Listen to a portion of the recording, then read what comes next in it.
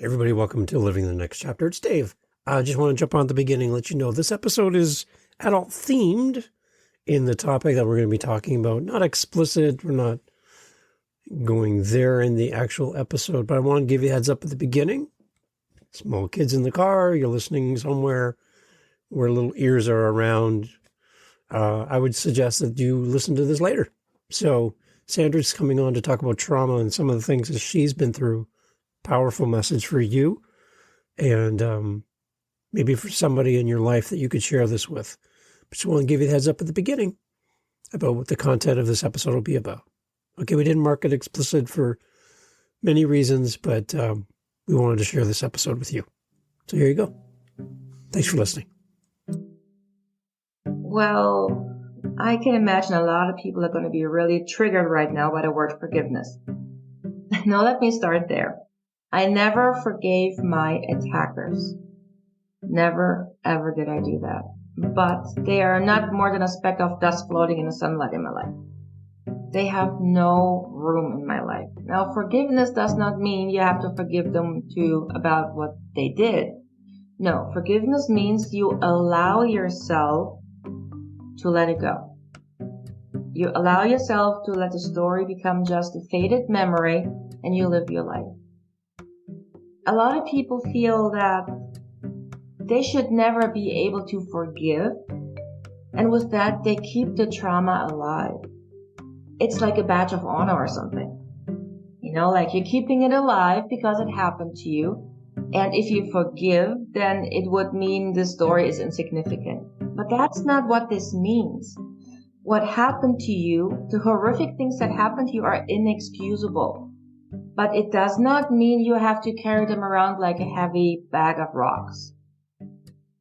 You can choose to have the story be no significance in your life. The best way to find revenge, I guess, to put it this way, is to live the best life ever. Hey everyone, welcome to Living the Next Chapter. I have a guest with me who is joining me from literally paradise. And it's so great to have my guest here today. Sandra Cooze is on, and we're going to be talking about her book, which I have, ta-da, right here. And Sandra's so kind to send a copy of the book, and it is great. My wife and I are wrestling this book from each other, and we're enjoying it very much. Sandra, thank you so much for being here. Thank you for the book, and welcome to the podcast. Oh, you're very welcome, Dave. I'm so glad to be here. And I'm so glad you're enjoying my book. It's amazing. And I know Jen and I are wrestling over it. She's making notes. She's coming to me all the time. She's like, oh, did you read this yet? Have you written here yet? She's ahead of me. And I love that. We're really enjoying it. It's such an amazing book. Thank you for being part of the show. And again, thank you for sending it. It's very meaningful to us to have a piece of you in our home. So I appreciate that. Oh, thank you. That's so sweet. Great. So I mentioned you're from Paradise. Can you expand on that a little bit? Because people are like, what? What? Well, I live in Newfoundland, Canada, in a town that's actually called Paradise. So yes, I'm living in paradise, literally. And does it live up to the name?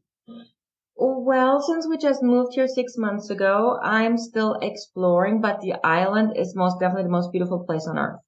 So much green, so many mountains. Right now we have icebergs float through. Soon the humpback whales are going to come, and yeah. The furthest I've been east for Canada has been Nova Scotia and around there. And some of the nicest people in the entire world live on that part of the planet. So I've never been to your spot, but it's on the top of my list. I would love to come there. You should. So, especially in the summer. Yeah. Great. Okay. So let's talk a little bit off the bat about your author journey, Sandra, and let's get people up to speed where we are at. Can you tell people how this all started for you to become an author? Can you take us back to the beginning there? Well, I always loved writing, and I always loved dreaming up stories.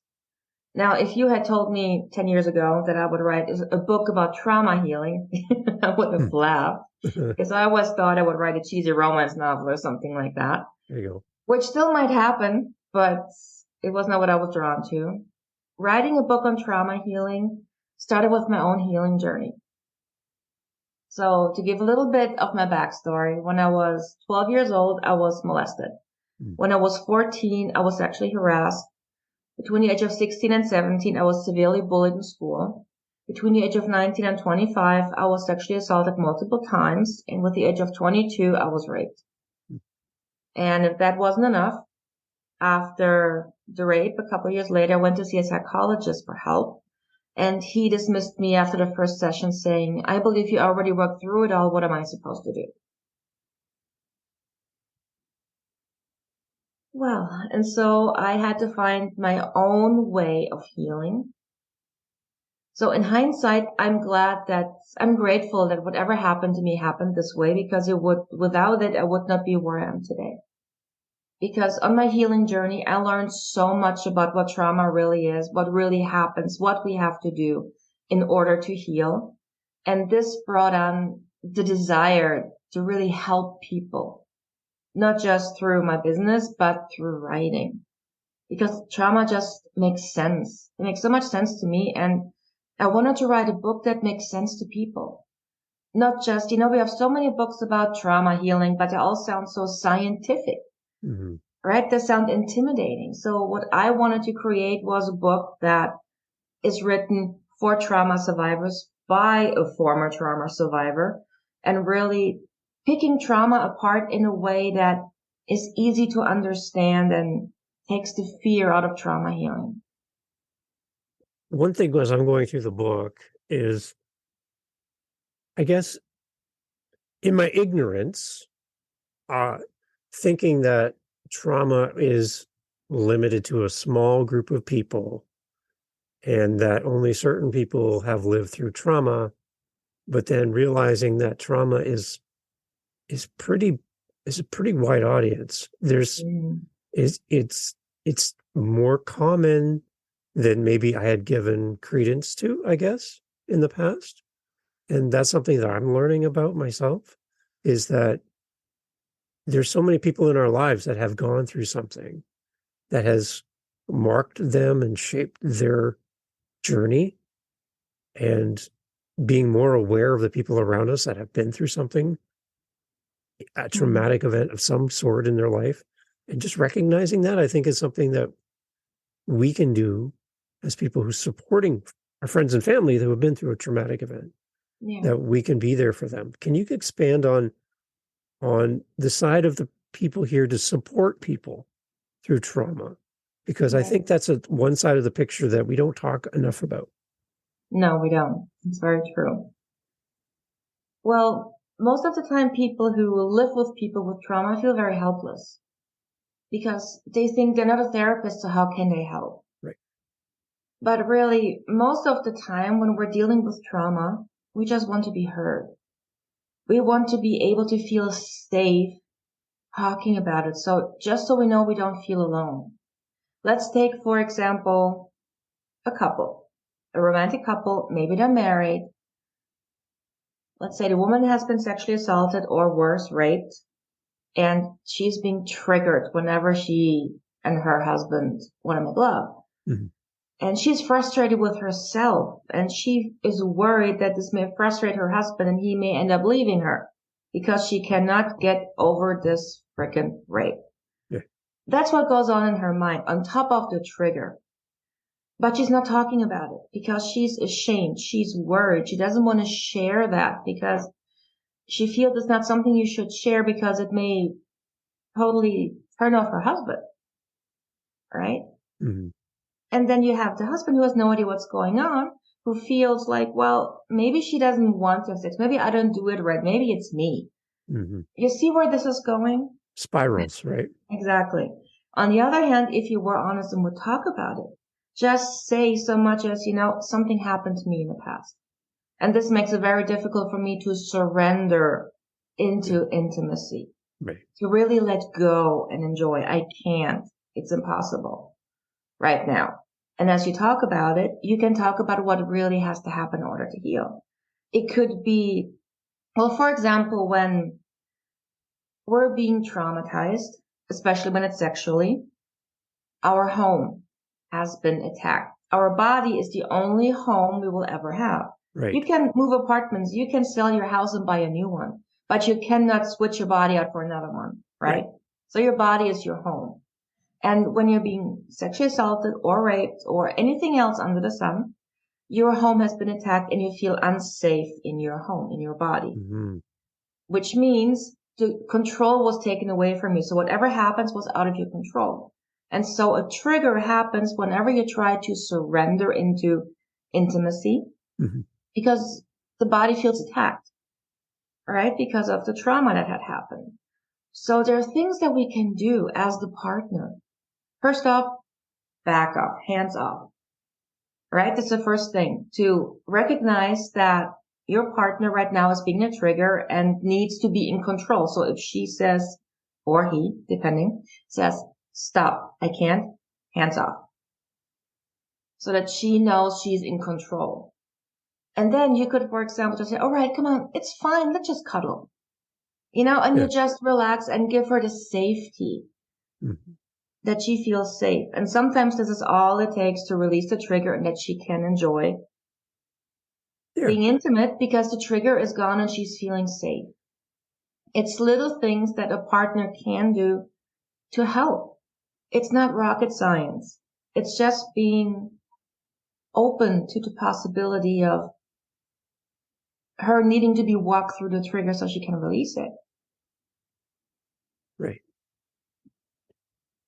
And I think that's the one thing that happens, Sandra, is when we are not having conversations as a couple, as partners, here for each other.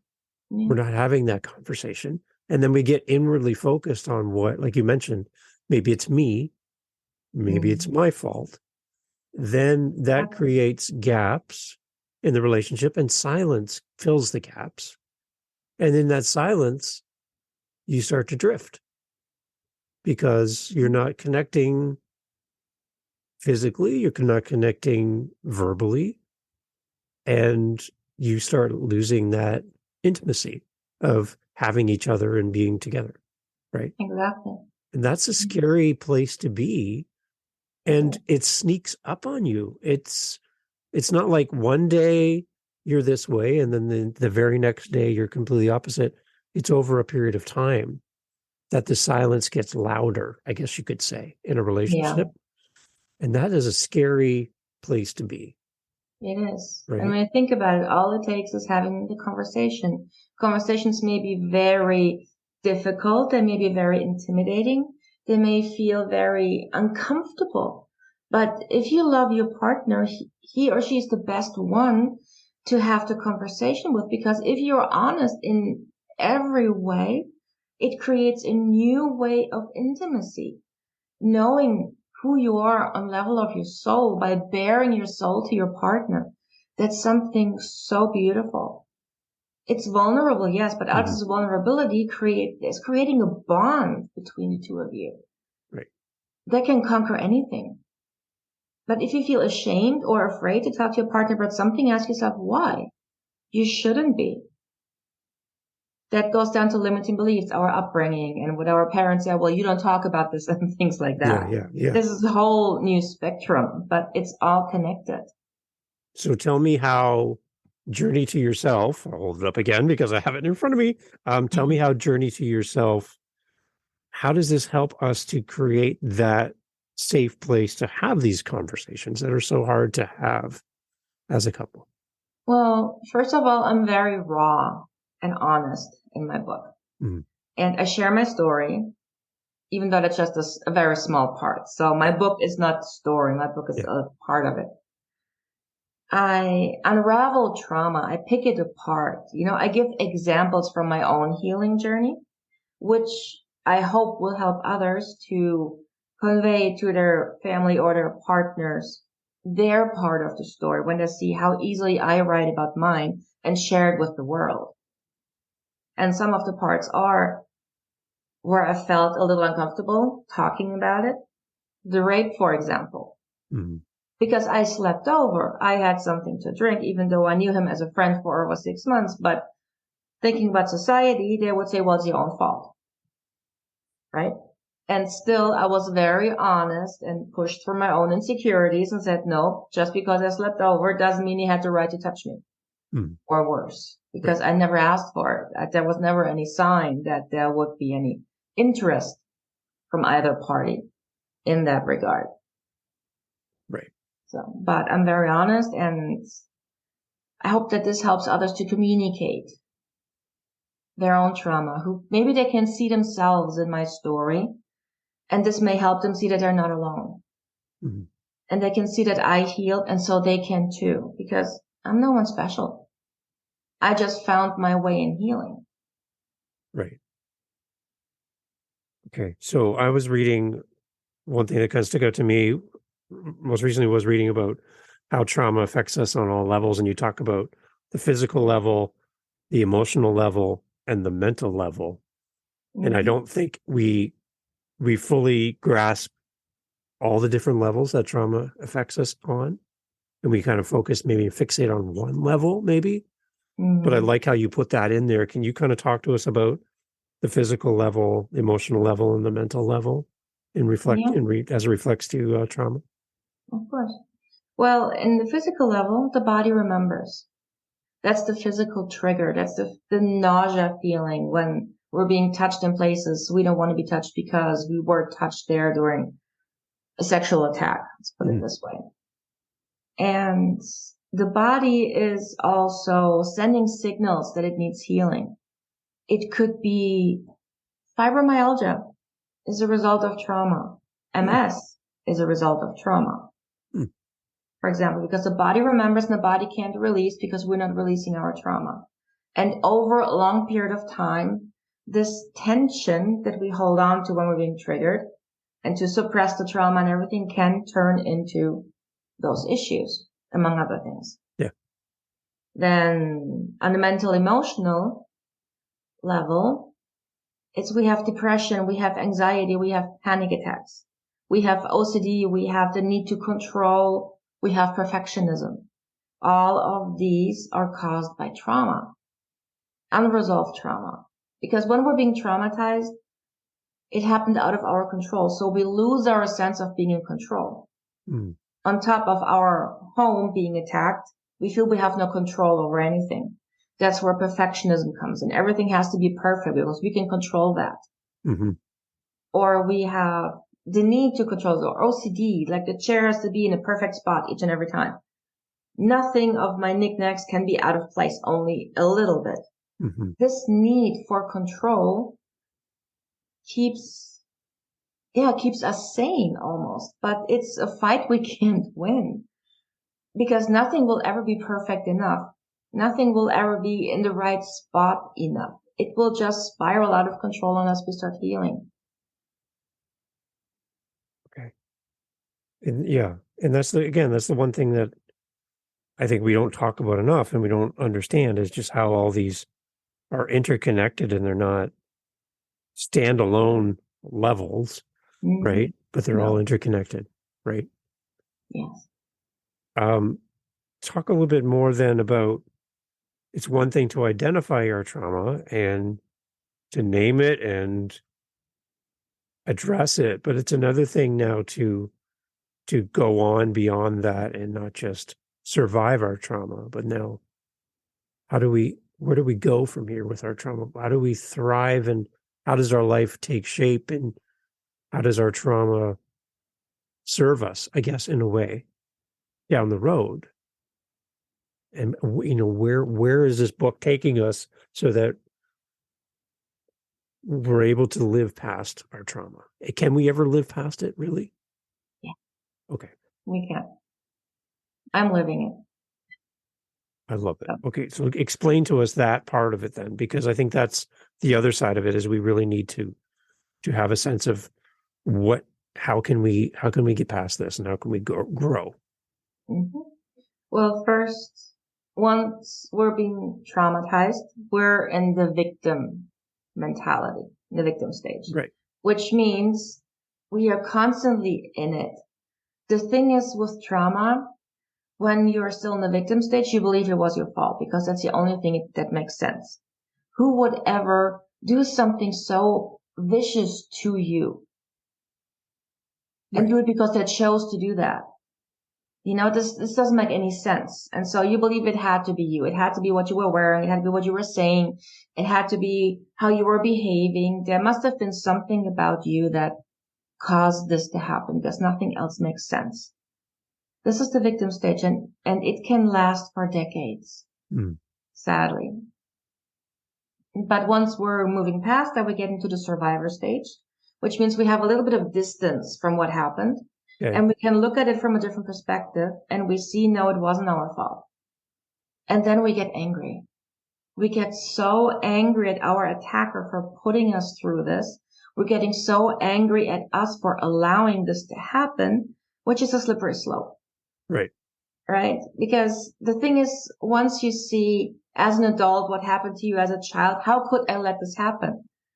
But this is wrong because you look at it from the mindset of an adult. You don't think about it from the mindset of the child that was living it. I should have said something when I was a teenager. Well, how? Yeah. I mean, you didn't have the mindset to do that. You were completely terrified of what happened. You had to make sense of what happened. And on top of that, you would have had to have the mental capacity to choose to tell someone.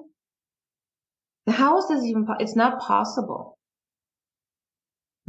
So understanding that we have to heal the child within us, not from the adult perspective, but from the child's perspective. That's an interesting point. You're right, because we're looking at it through adult knowledge, adult lived experience and wisdom and everything. Yeah. You're not looking at it through the eyes of the person at that point in your life. Right. Exactly. That makes sense. If it were a different child, we would have compassion with that child. True. We would say, there was nothing you could have done. I'm so sorry this happened to you. We have to get you through this. But if it's you as the child you're looking back at, you judge yourself because you want to make this unhappen. You want to feel better. You want to let this feeling go. But unless you heal the child, this is not possible. Or it's very difficult because you completely judge yourself. So you have to look at it from a different perspective. You have to go back and look at it from a child's perspective and be there for that child within you to heal.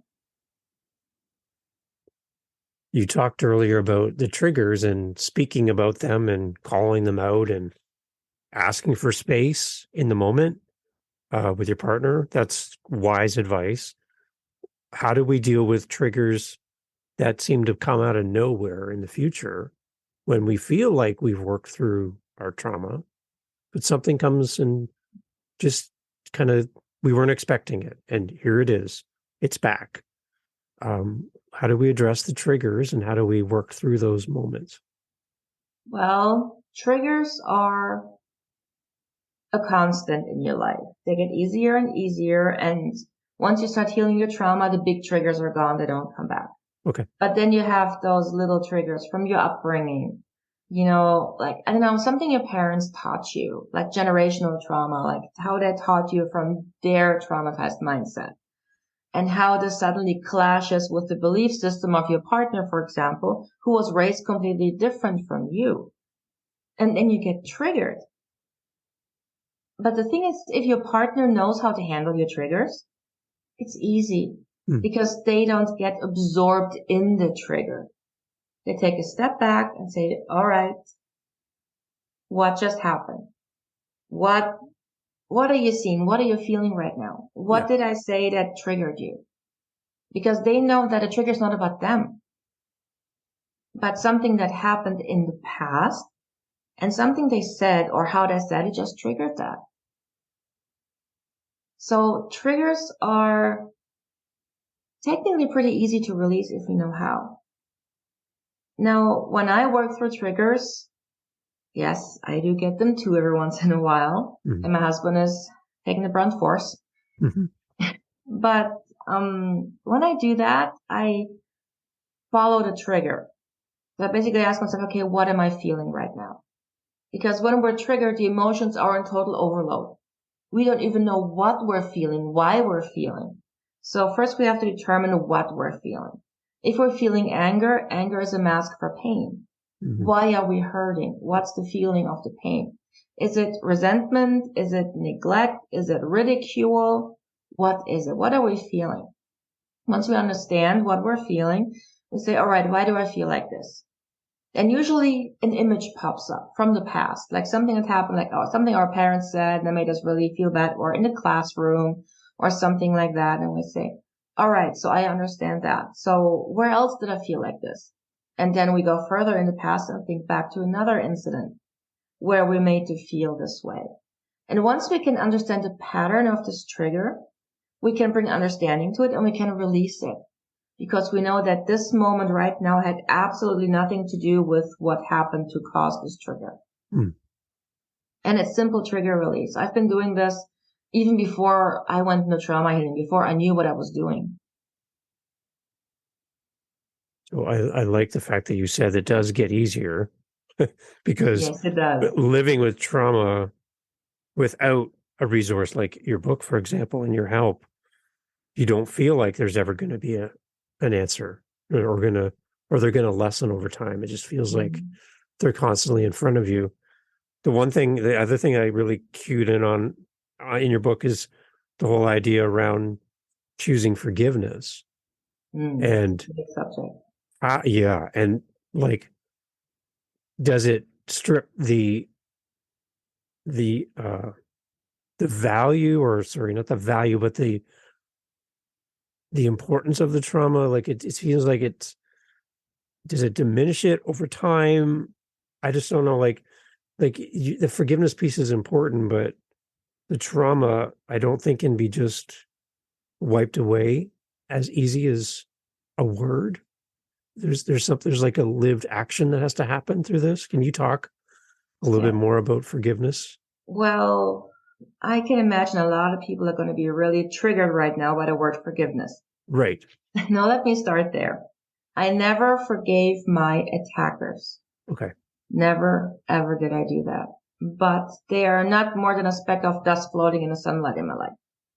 They have no room in my life. Now, forgiveness does not mean you have to forgive them about what they did. No, forgiveness means you allow yourself to let it go. You allow yourself to let the story become just a faded memory and you live your life. Mm. A lot of people feel that they should never be able to forgive. And with that, they keep the trauma alive. It's like a badge of honor or something. Mm. You know, like you're keeping it alive because it happened to you. And if you forgive, then it would mean the story is insignificant. Right. But that's not what this means. Okay. What happened to you, the horrific things that happened to you are inexcusable. But it does not mean you have to carry them around like a heavy bag of rocks. You can choose to have the story be no significance in your life. The best way to find revenge, I guess, to put it this way, is to live the best life ever. Okay. Yeah, because the whole thing about, forgive and forget, it's kind of hard to do in trauma because that forget part doesn't come quite as easy as maybe somebody took your parking spot at the mall. I can forgive and forget it, no problem. But this is something completely different. This is life change. Exactly. Right. And forgiveness is not about forgiveness of what happened. Forgiveness means you allow yourself to let it go. Because in a way, while you're holding on to the trauma is holding on to you. So you're holding yourself hostage in the story. Mm-hmm. You relive it over and over and over again in hopes that someday it will make sense. It will never make sense. Because it happened out of your control. Someone chose deliberately to do this to you. Sometimes when I work with my clients, and I'm also being very raw and honest and direct, I don't sugarcoat things, and my clients like that for the most part. But sometimes I have to be really honest and say, look, he made sure you were alone. He made sure no one would disturb you. He knew exactly what he was doing. Mm. This was premeditated by him. None of this was your fault. To put it in perspective. Right. And they will take this to the grave, but you shouldn't have to. Wow. This was done to you, so you have every right to kick your trauma to the curb and live your life. Live your best life ever. Because once you've completely healed from trauma, you have such strong boundaries in place. You know exactly who you are. Your true authentic self. People will have an extremely hard time to ever traumatize you again because you're standing in your power. And that's trauma healing.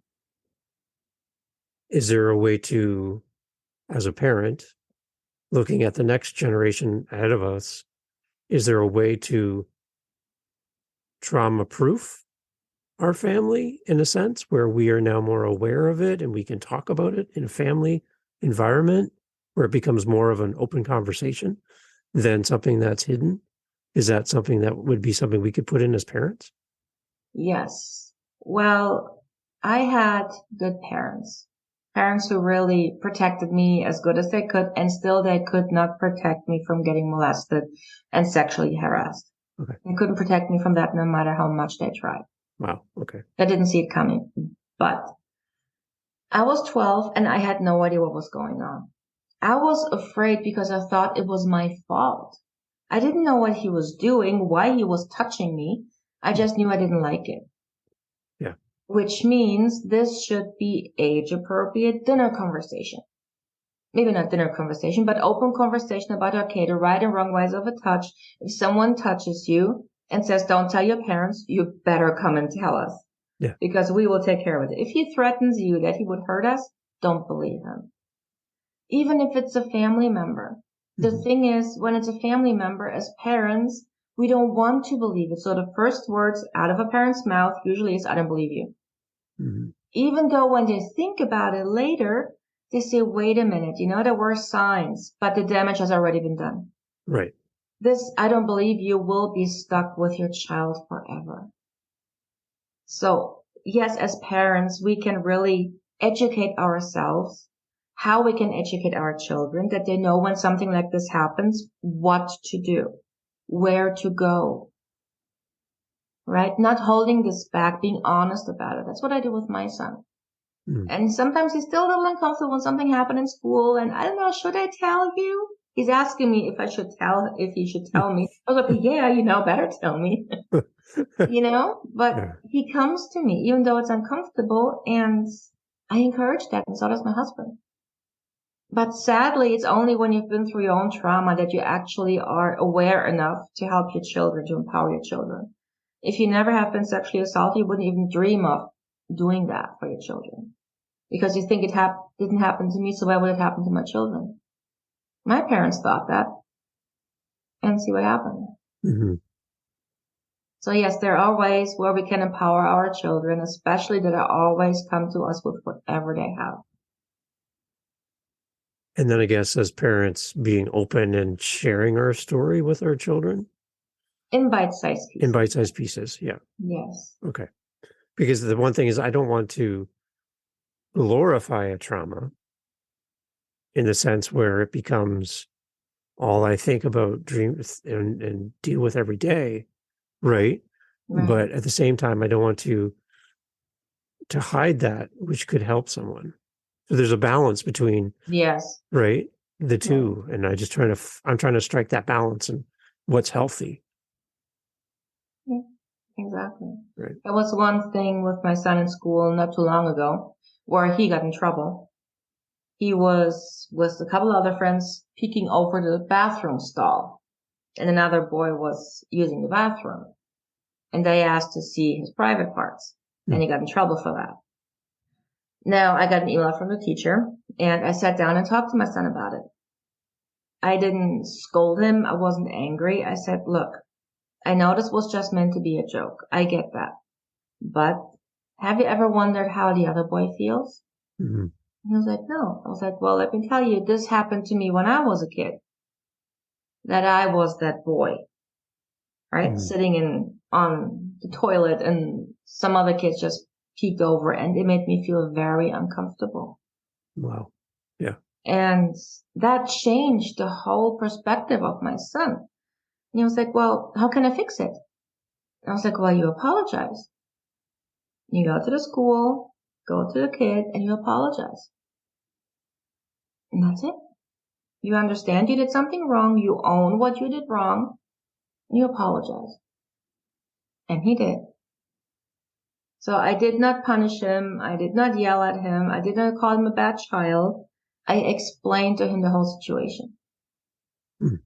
That's how kids grow. That's how kids get stronger. That's how they start to think twice before they do something, because they learn to be compassionate. Think about what the other person may feel if they did this.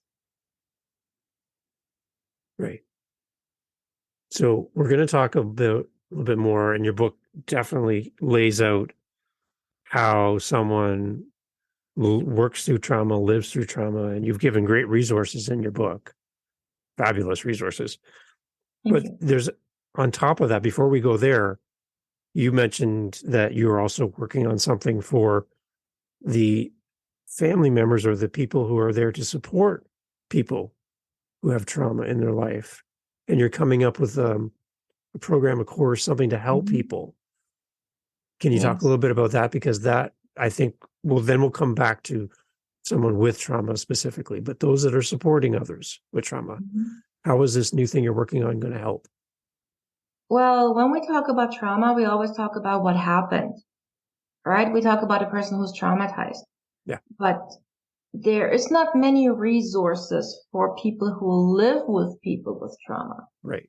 Like I said before, like the intimacy issues. Yeah. Intimacy after trauma. That's an online course that I'm building specifically for partners so that they can understand and learn what really happens in the moment when there's a trigger. Why there are intimacy triggers. And then which active role they can play in helping their partner through it. You know, understanding, like I said before, that it's not about them, even though it may feel like it, that their partner who's traumatized is just as frustrated with themselves. And they wish they could just get over it. But that's just not how this works. But as a partner, there's so many things they can do to help, to be, you know, empowered to help them heal. It's not just, you can heal trauma without therapy. You can heal trauma without me, right? But you need to know the steps. And if you have a partner who is enlightened enough to understand what has to happen. And I mean, I used to have intimacy issues with my husband because I was still traumatized, but he without realizing it did the right things to make me feel comfortable that if I said no, it's okay. He wouldn't push. Right. Things like that. But not everybody is aware enough of that to realize that it's not just, I don't really want to, that it's really a trigger.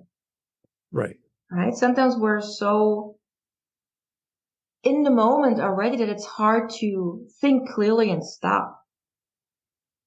Right. Sometimes this happens, but this may feel the other partner they're getting close to rape because they're saying no over and over and over again. Yeah.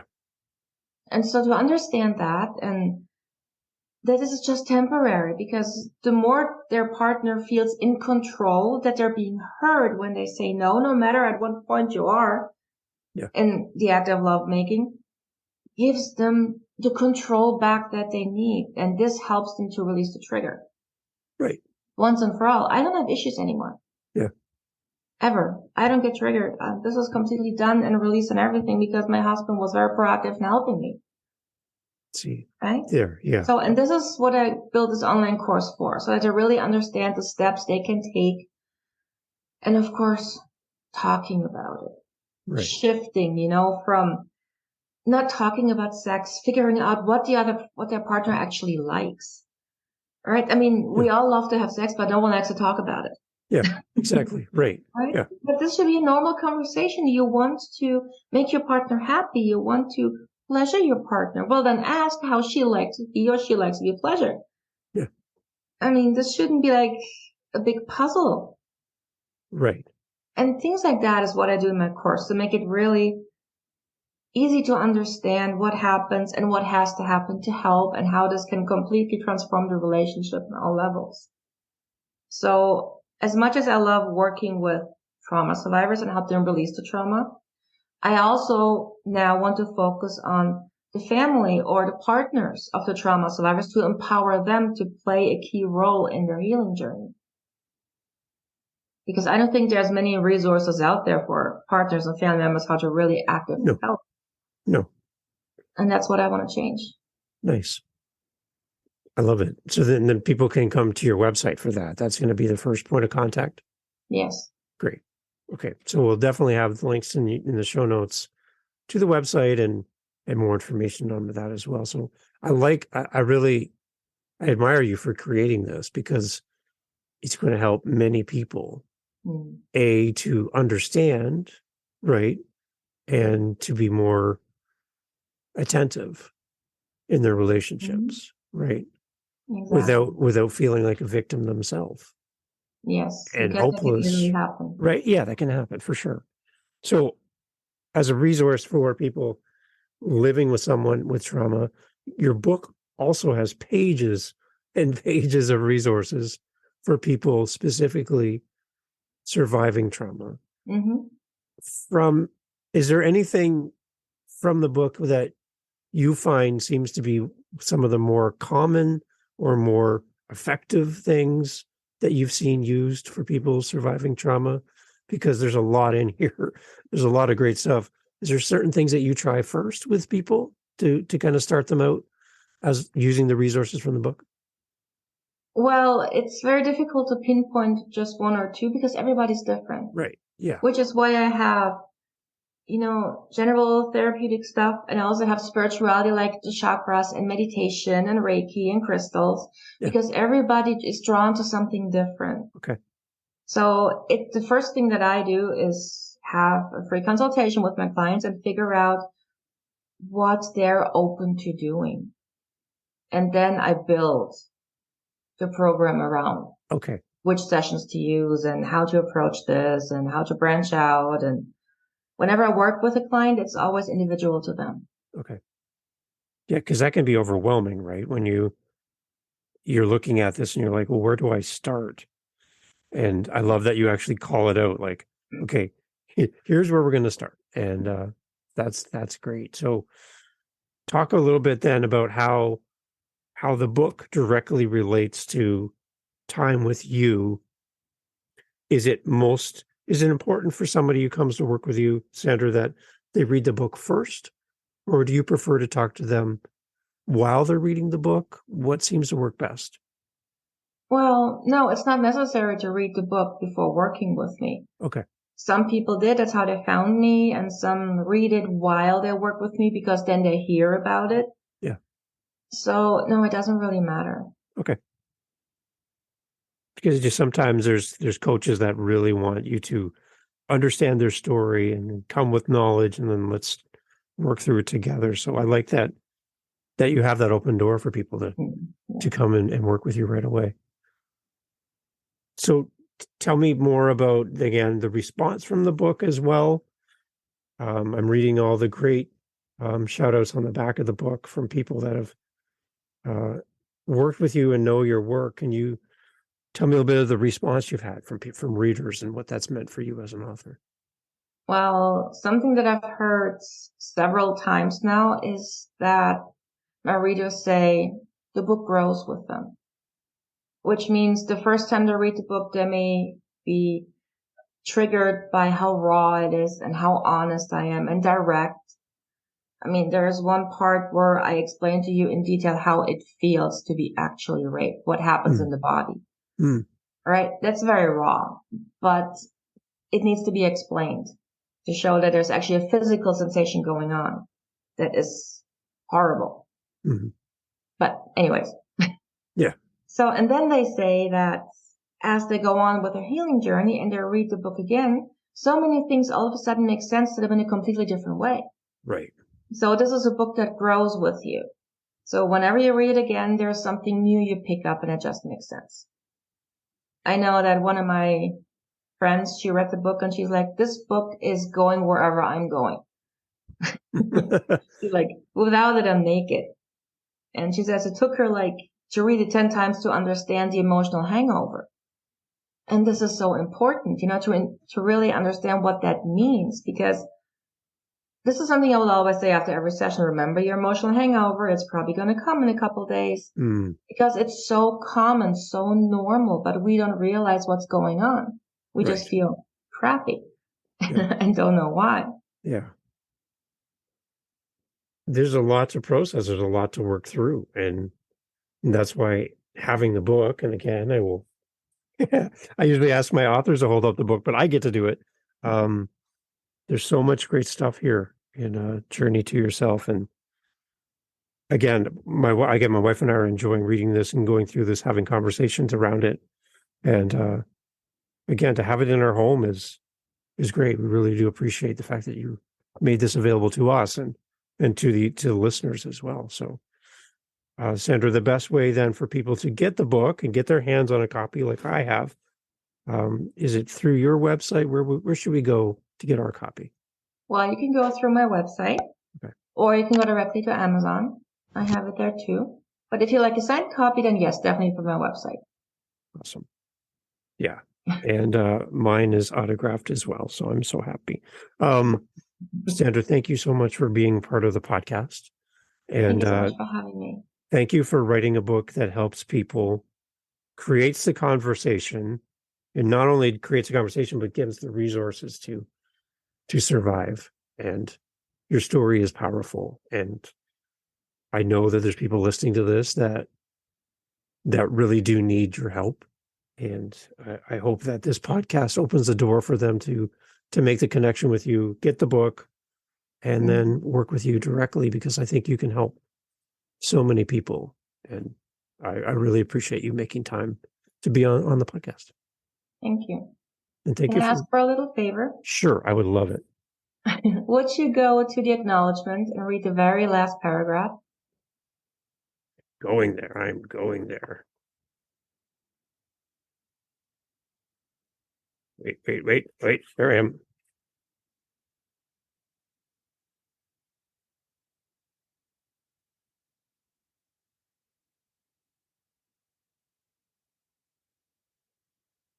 Wait a minute. I will make this sound better in the edit, I promise. There we go. Very last paragraph. Yes. There we go. I'm giving a shout out, that part. There we go. I'm giving a shout out to all those individuals who let me down, bullied, threatened, manipulated, humiliated, and abused me. It is because of your violation of my body, mind, and spirit that I discovered a strength and resilience I never knew I had. You instilled a darkness within me that helped me discover my light. Wow. Let it be known far and wide. I choose to thrive, not despite of what you did, but because of it. That's trauma healing. Wow. I'm going to make sure that's in the show notes, because I want people to read that along with me as they hear it as well. That's it right there. Thank you. And I meant every word. Those are words that are hard to write, probably harder to live. No. Once you get to a certain point, yes, your story that has no control over you anymore. And once you're there, you're free. And I think maybe it's harder to live if you don't have the help. And I think you can help a lot of people. So thank you for writing this. You're welcome. Awesome. Everyone, please go to the show notes and check it out. Sandra, thank you so much for the book. And thank you for all that you do to help people and for your story. No, it's my pleasure. Excellent. I honestly can't imagine doing anything else than what I do. You have a calling, and that's great. Thank you, Sandra. Thank you.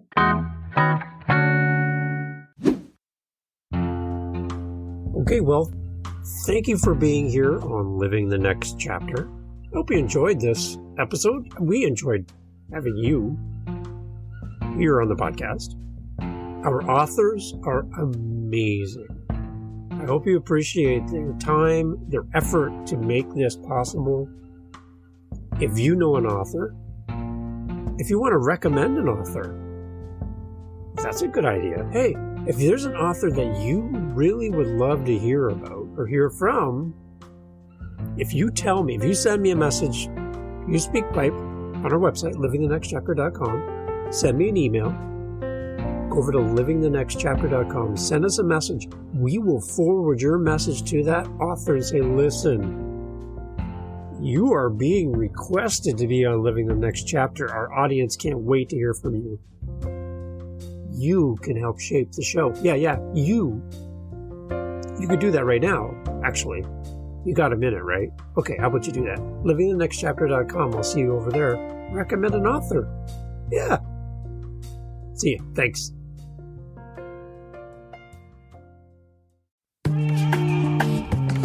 Mindshift Power Podcast, the podcast for teenagers and those who work with them. There's a huge problem in America today. There's a very large disconnect between teenagers and the adults who work with them. I'm looking to bridge that gap with real, raw, honest conversation, not held back by the chains of political correctness. You cannot solve a problem you do not understand. Want to understand teenagers today? Listen to this podcast. This podcast is for teens in the U.S. and Canada. To learn more, go to fatimabay.com/podcast or just look for Mindshift Power Podcast on any listening platform. I look forward to you being a faithful listener.